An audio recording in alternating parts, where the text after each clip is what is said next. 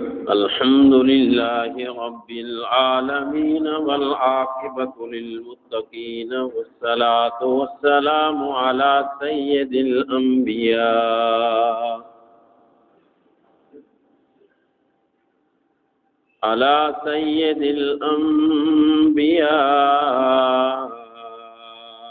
والمرسلين. أما بعد فأعوذ بالله من الشيطان الرجيم. بسم الله الرحمن الرحيم.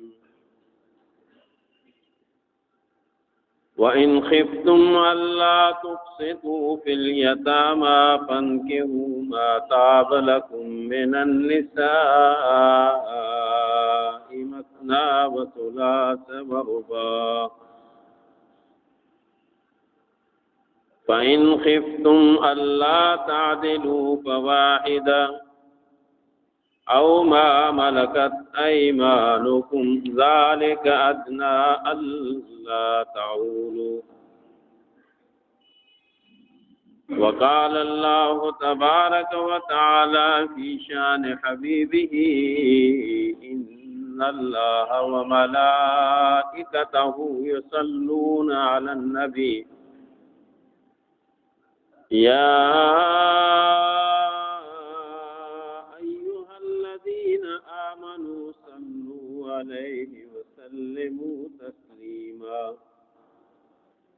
اللهم صل على محمد وعلى آل محمد كما صليت على إبراهيم وعلى آل إبراهيم إنك حميد مجيد. اللهم بارك على محمد وعلى آل محمد كما باركت على إبراهيم وعلى آل إبراهيم إنك حميد مجيد.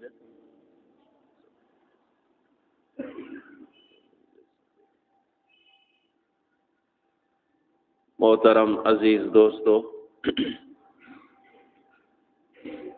میں نے آپ حضرات کے سامنے قرآن کریم کی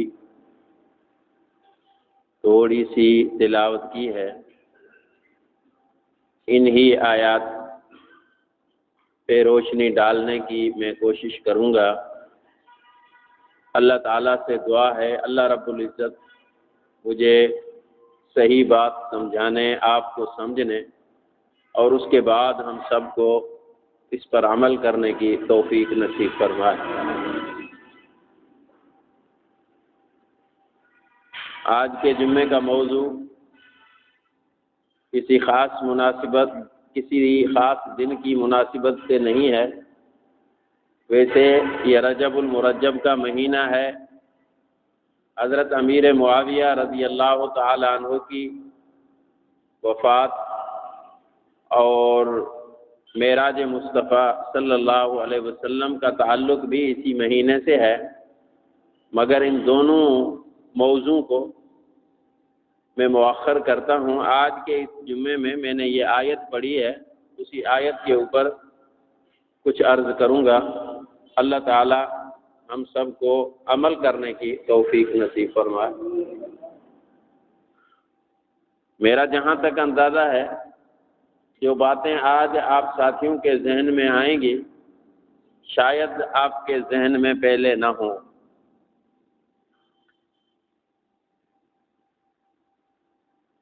گزشتہ چند جمعوں سے شادی کے حوالے سے بیانات چلتے رہے کہ شادی سادگی کے ساتھ ہونی چاہیے، شریعت کے مطابق ہونی چاہیے.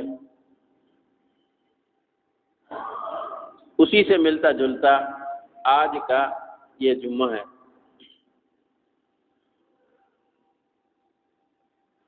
جب ہم لوگوں نے شادی کو مہنگا کیا تو زنا عام ہوئی. زنا کے عام ہونے کا سبب ہم خود ہیں.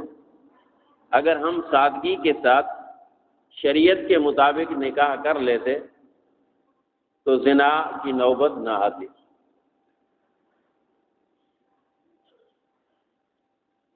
شادی، اول بات تو یہ ہے کہ ہم شادی بڑے ناز نخروں کے ساتھ کرتے ہیں، بڑے رسم و رواج کے ساتھ کرتے ہیں، بڑے اخراجات ہم کرتے ہیں، اور پھر ایک ہی شادی پر اکتفا ہوتا ہے، دوسری شادی نہیں، دوسری شادی کا قطعاً رواج ہی نہیں ہے۔ میں آج اسی موضوع پہ کچھ بولنا چاہ رہا ہوں کہ دوسری شادی اسلام میں جائز ہے، تیسری بھی جائز ہے، چوتھی بھی جائز ہے۔ ایک مرد 4 بیویاں اپنے پاس رکھ سکتا ہے۔ آپ کو پتہ نہیں ہے اس مسئلے کا؟ پتہ ہے نا؟ مگر سوال ہی نہیں پیدا ہوتا کہ 2 کوئی شادی کر لے۔ کچھ ایسی قومیں بھی ہیں ان کے ہاں تو دوسری شادی گالی کے برابر۔ زمانہ جاہلیت میں کسی کا باپ فوت ہوا، ان کی یتیم بچیاں تھیں، تو ان یتیم بچیوں کا جو باپ کے بعد والی اور وارث بنتا، ان کو پالنے والا، سنبھالنے والا، پھر وہ کیا کرتا تھا، اگر وہ بچیاں خوبصورت ہیں تو خود یا اپنے بیٹے کے لیے وہ لے لیتا، یا خوبصورت ہو نہ ہو مگر ان کے باپ کی بڑی ملکیت تھی، جائیداد تھی، تو ان کی جائیداد کے اوپر نظر ڈال کر اس بچی کو صحیح حق مہر بھی نہیں دیتے تھے، اور اس کو اپنے لیے یا اپنے بیٹوں کے لیے رکھ دیتے تھے، صرف مال کی لالچ کی وجہ سے۔ اللہ رب العزت نے اسی بات کو ذکر اس آیت مبارکہ میں کیا ہے جو میں نے بیان کی، پڑھی۔ اب یہ جہالت کے زمانے کی بات نبی پاک علیہ السلام کے دور سے بھی پہلے کی، اور آج اپنے گریبان میں جا کر دیکھو کہ ہم مسلمانوں کا یہ حال ہے کہ نہیں۔ مال پہ نظر ہوتی ہے، بس کسی طریقے سے یہ بچی اگر مل گئی تو پھر ہم مالا مال ہو جائیں گے۔ مال پہ نظر، حسن پہ نظر۔ اللہ کے پیغمبر نے فرمایا نہ مال دیکھو، نہ حسن دیکھو، نہ حسب نسب دیکھو، شادی کرنی ہے تو دینداری دیکھو، باقی ساری چیزیں رہ جائیں گی، دینداری تمہارے ساتھ چلے گی۔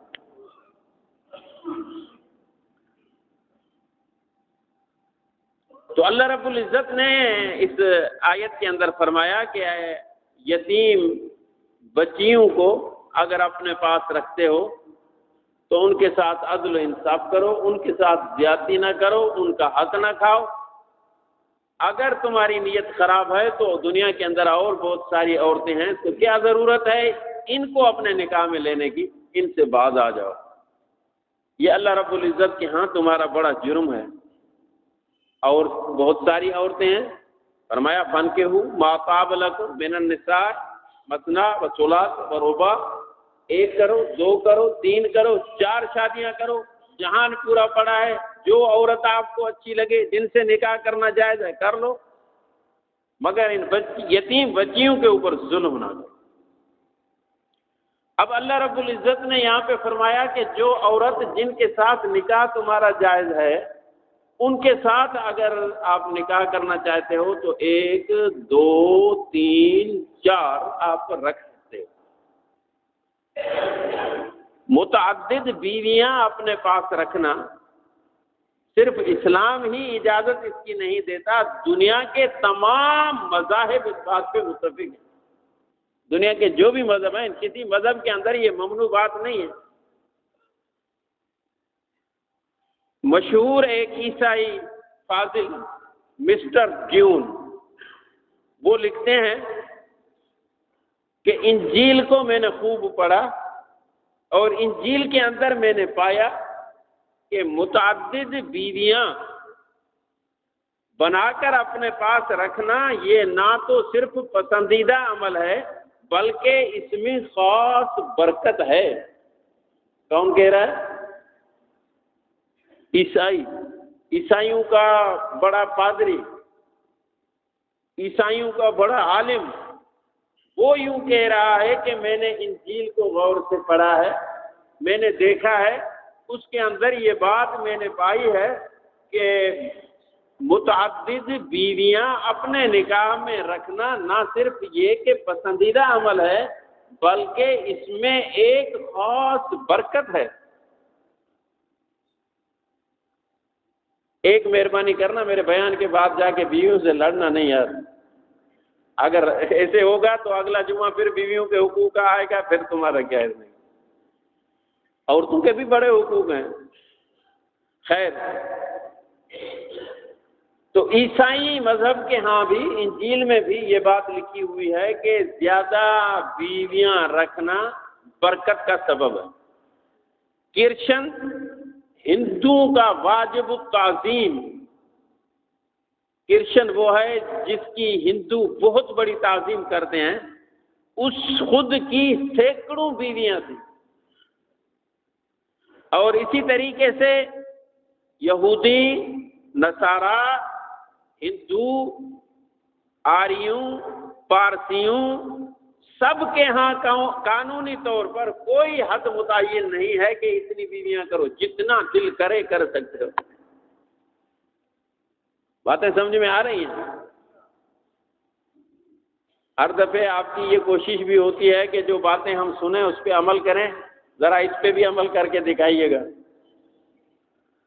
اللہ تعالیٰ توفیق دے، اچھا کام ہے، خراب نہیں۔ زناکاری سے بچ کر آدمی نکاح میں 2، 3، 4 رکھ لے تو اچھی بات ہے، شریعت کے اوپر عمل ہے۔ صحابہ کرام رضوان اللہ تعالی علیہم اجمعین کی تعداد کتنی تھی آپ کو پتہ ہے؟ 1,24,000 اور بعض فرماتے ہیں 1,48,000 صحابہ کرام ہیں۔ ان صحابہ کرام میں ان کی سوانح حیات پڑھو، ان کی زندگی کا مطالعہ کرو، سارے صحابہ 2، 3، 4 بیویوں والے تھے۔ ہم تو ان کے نام لیوا ہیں، ہمارے بڑے تو وہی ہیں نا۔ صحابہ کرام میں صرف اور صرف، توجہ کرنا، صحابہ کرام میں صرف اور صرف ایک حضرت ابو ذر رضی اللہ تعالی عنہ ہیں جن کی ایک بیوی تھی۔ سارے صحابہ 2، 3، 4 والے، ایک بیوی بالاتفاق حضرت ابو ذر رضی اللہ تعالی عنہ کی۔ اور بعض مورخین لکھتے ہیں کہ حضرت عبداللہ بن مسعود کی بھی ایک تھی بس، باقی جو بھی صحابہ تھے وہ متعدد بیویوں والے تھے۔ ہاں، صحابہ کرام ایسے نظر آتے ہیں کہ جس نے شادی کی ابھی وہ دوسری کرتا، جو جہاد کا موقع آیا شہادت ہو گئی، اس اعتبار سے اس کی ایک ہوئی، یہ الگ بات ہے۔ ورنہ جس نے زندگی گزاری ہو اور ایک بیوی کے اوپر اکتفا کیا ہو، 1,48,000 صحابہ کرام میں صرف اور صرف ابو ذر یا عبداللہ بن مسعود۔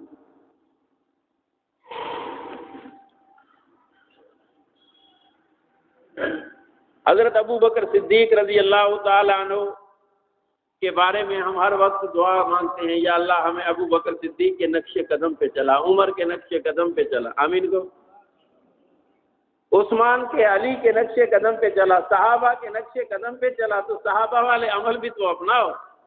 یہ شادیاں زیادہ ہوں گی تو زناکاری کا راستہ اور دروازہ بند ہوگا۔ حضرت ابو بکر صدیق رضی اللہ تعالیٰ عنہ کی 4 بیویاں تھیں۔ کتنی؟ 4 بیویاں۔ حضرت عمر فاروق رضی اللہ تعالیٰ عنہ کی 7 بیویاں تھیں، ایک ساتھ نہیں، ایک ساتھ تو 4 کی اجازت ہے، فوت ہو گئی یا طلاق ہوئی، اس کے بعد پھر دوسری کی۔ اس طریقے سے حضرت عمر کی کتنی؟ بولو، تم بھلے نہ کرو، بتاؤ تو صحیح حقیقت۔ حضرت عمر کی کتنی تھی؟ 7۔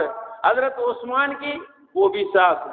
حضرت علی کی 9 تھی۔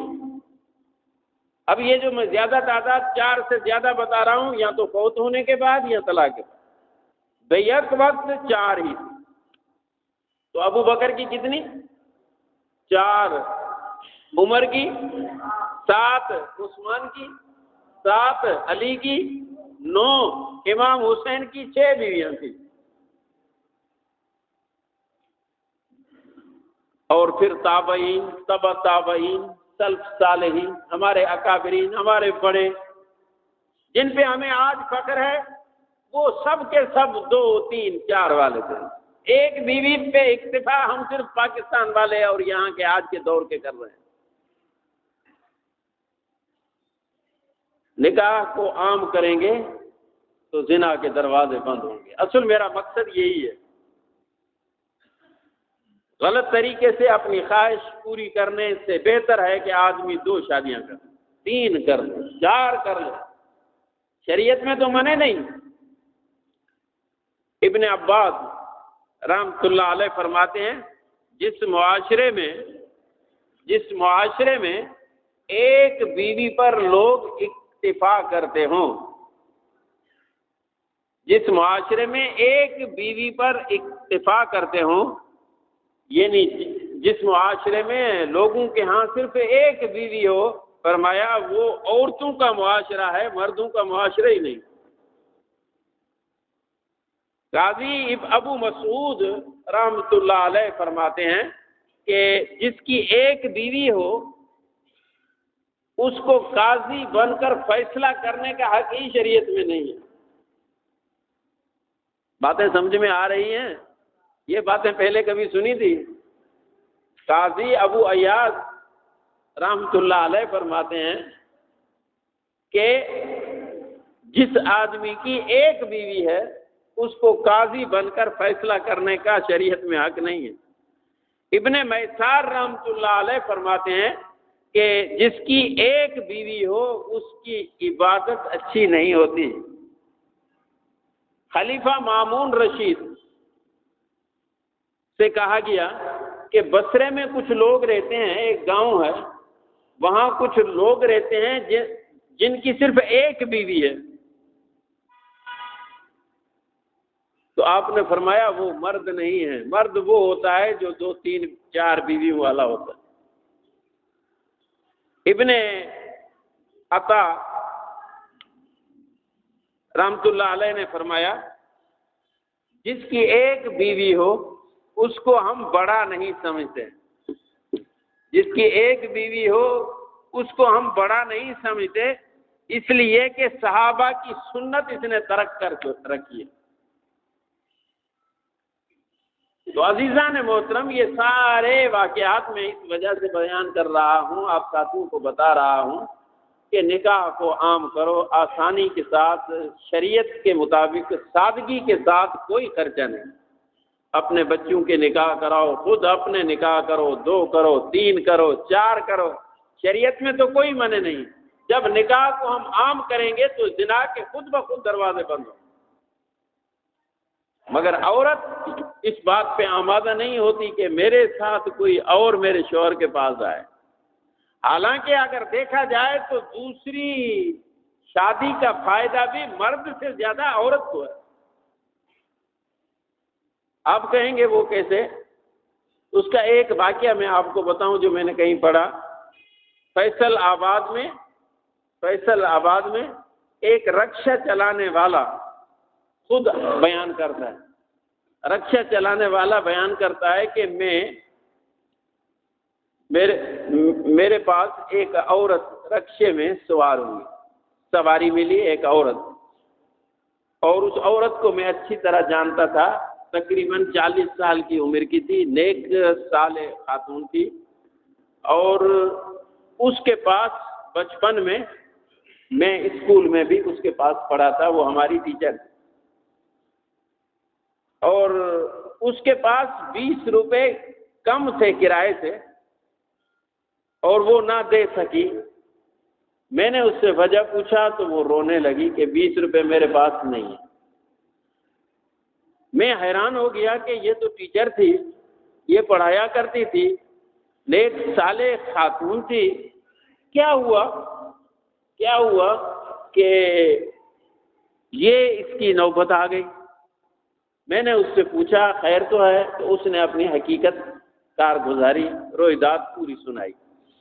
اس عورت نے کہا کہ میں بڑی ٹھیک ٹھاک گھرانے سے تھی، اور میرے شوہر نے دوسری شادی کر لی، بس جیسے ہی دوسری شادی ہوئی وہ دوسری عورت میرے گھر پہنچی، میں نے آسمان سر پہ اٹھا لیا کہ یا تو یہ رہے گی یا میں رہوں، اس کو میں اپنے گھر میں رہنے نہیں دوں۔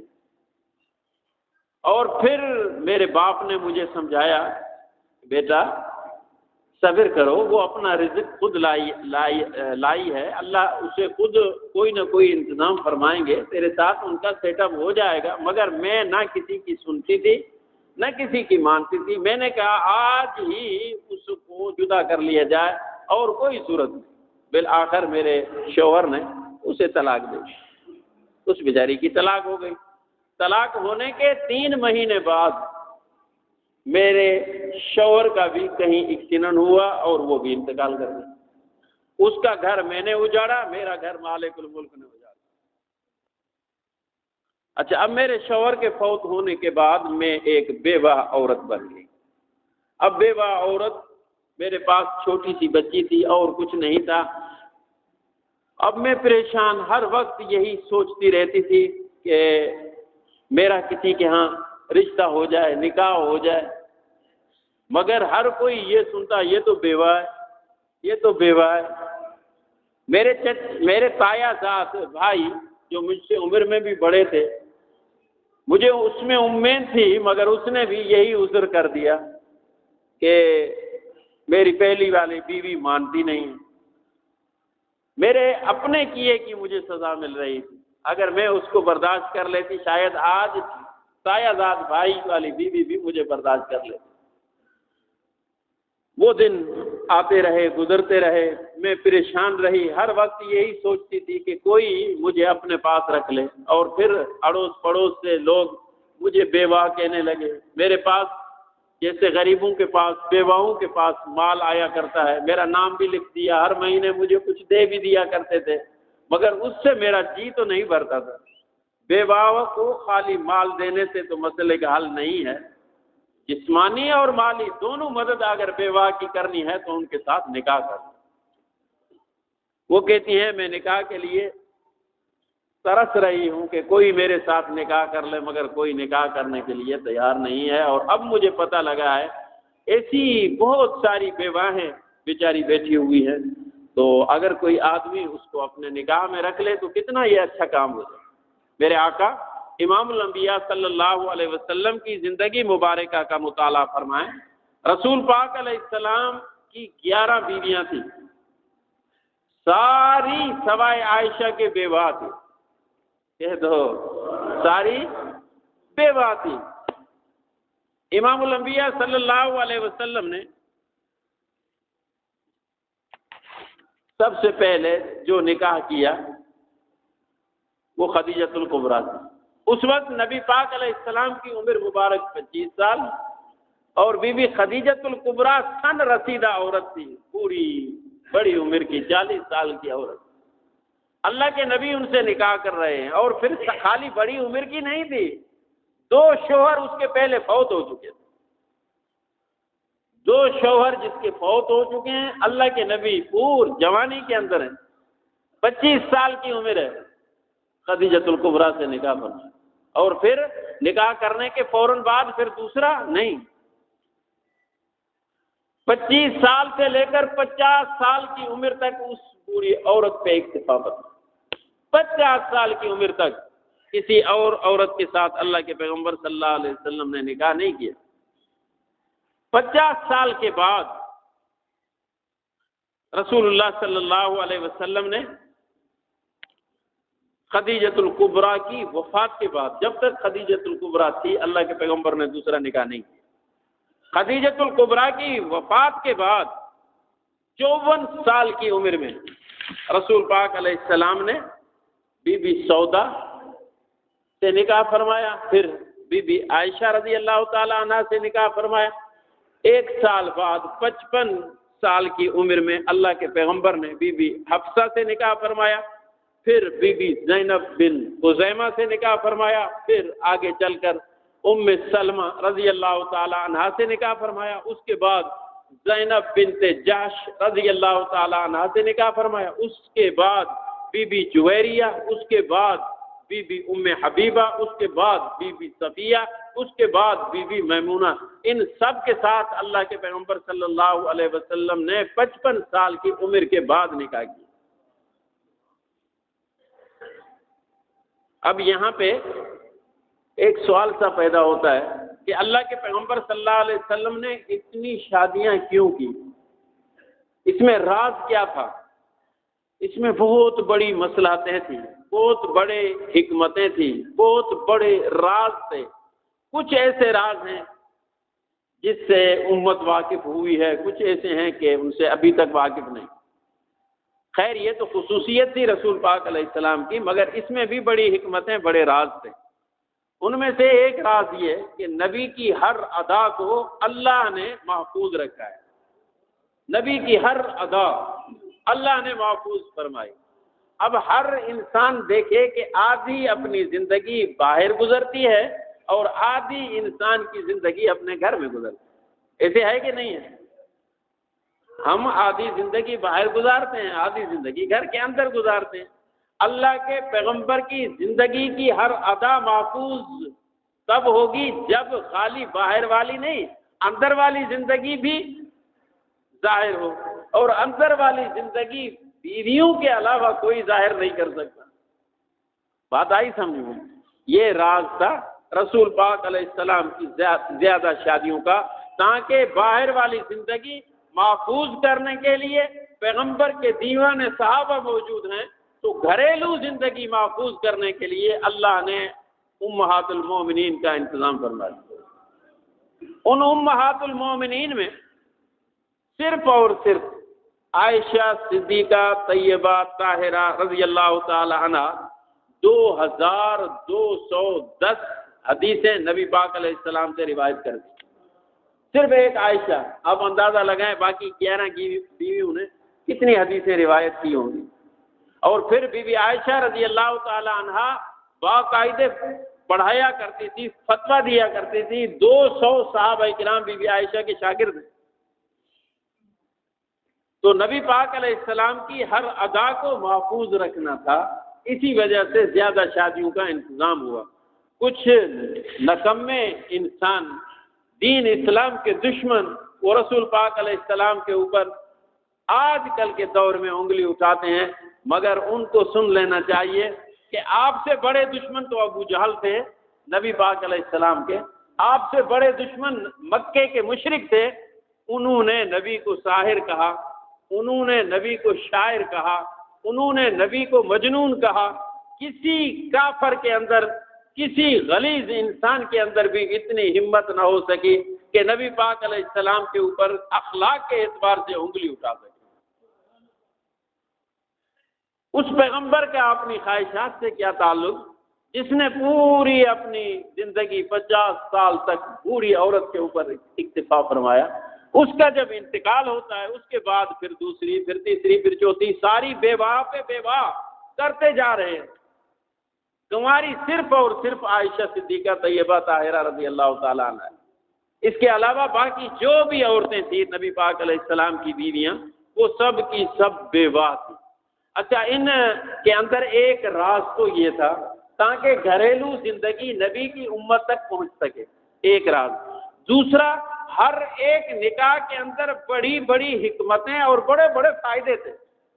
ان میں سے ایک دو میں آپ کو بتاؤں۔ بی بی ام سلمہ رضی اللہ تعالی عنہا سے جب اللہ کے پیغمبر صلی اللہ علیہ وسلم نے نکاح فرمایا تو وہ بھی بیوہ تھی اور پہلے شوہر سے بچوں والی تھی۔ اللہ کے پیغمبر صلی اللہ علیہ وسلم نے نکاح فرمایا تو وہ اپنے چھوٹے بچے بھی نبی پاک علیہ السلام کے ساتھ لے آئی۔ قیامت تک نبی کی امت کے لیے یہ مسئلہ واضح ہو جائے، نبی پاک علیہ السلام اپنے عملی طور پر اپنی امت کو یہ بتا سکیں کہ اگر ایسی بیوہ عورت کے ساتھ آپ نکاح کرتے ہیں جو بچوں والی ہے تو ان کی تربیت کا کیا بنے گا۔ تو اللہ کے پیغمبر صلی اللہ علیہ وسلم نے بی بی ام سلمہ سے شادی کی۔ اس میں یہ راز تھا کہ ان کے بچے یتیم تھے، اللہ کے پیغمبر نے خود ان کی پرورش فرمائی۔ ایک موقع پر اللہ کے پیغمبر صلی اللہ علیہ وسلم نے بی بی ام سلمہ کے چھوٹے بچے کو اپنے ساتھ دسترخوان پر بٹھایا اور فرمایا سم اللہ وکل بیمینک وکل مما یلی۔ اللہ کے پیغمبر نے فرمایا بیٹا بیٹھو کھاؤ، اللہ کا نام لے کر کھایا کرو، جب بھی کھاؤ اللہ کا نام لے کر کھایا کرو، اور فرمایا وکل بیمینک، سیدھے ہاتھ سے کھایا کرو، اور فرمایا کل مما یلیک، جب دسترخوان کے اوپر بہت ساری چیزیں پڑی ہوں تو وہ چیز اٹھا کر کھایا کرو جو تیرے سامنے اور قریب ہو۔ اللہ کے پیغمبر اس یتیم بچے کو اپنی بیوہ سے، جو بچہ یتیم تھا، اس کی تربیت خود فرما رہے تھے، تو امت کو سبق دے دیا کہ بیوہ عورت کے ساتھ اگر آپ کا رشتہ ہو تو ان کے بچوں کی ایسے تربیت کرو، پرورش کرو جس طریقے سے تمہارے نبی نے۔ اور دوسرا راز، بی بی جویریہ رضی اللہ تعالی عنہ،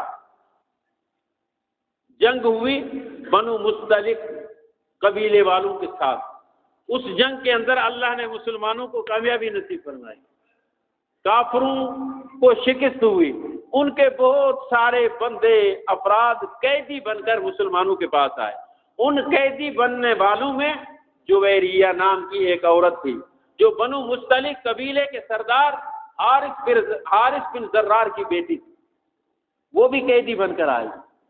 اب اللہ کے پیغمبر صلی اللہ علیہ وسلم نے مال غنیمت تقسیم فرمایا، اور جو قیدی بن کر آئے ان کو مجاہدین میں تقسیم کیا، یہ قیدی تیرا غلام، یہ قیدی تیرا غلام، یہ عورت تیری باندھی، یہ فلاں کی، اس طریقے سے مال جب بانٹا گیا تو بی بی جویریہ رضی اللہ تعالی عنہ ثابت بن قیس کے حصے میں آئی۔ ثابت بن قیس جو اس کا مالک تھا، اس کو اس جویریہ نے جا کر کہا کہ میرے مالک آپ جتنی رقم بولو اتنی رقم میں ہاتھ کر کے کما کر لاتی ہوں، مجھے آزاد کر دو۔ ثابت بن قیس نے معاہدہ کر لیا۔ اب یہ رقم بہت بڑی تھی، یہ غلام اور باندھی تھی، اس کے پاس تو اتنی پہنچ نہیں تھی۔ رسول پاک علیہ السلام کے پاس حاضر ہوئی، آ کر کہنے لگی یا رسول اللہ صلی اللہ علیہ وسلم، میں کلمہ پڑھتی ہوں، مسلمان ہوں، میری مدد فرمائیں، مجھے کچھ مال عطا کریں تاکہ میں اپنے مالک کو دے کر اپنے آپ کو آزاد کروا دوں۔ امام الانبیاء صلی اللہ علیہ وسلم نے فرمایا اس سے اور اچھا طریقہ میں محمد تمہیں نہ بتاؤں؟ کہنے لگی بتائیے یا رسول اللہ۔ آپ کریم علیہ السلام نے فرمایا اس کو مال میں دے دیتا ہوں، آپ میرے ساتھ نکاح کر لو۔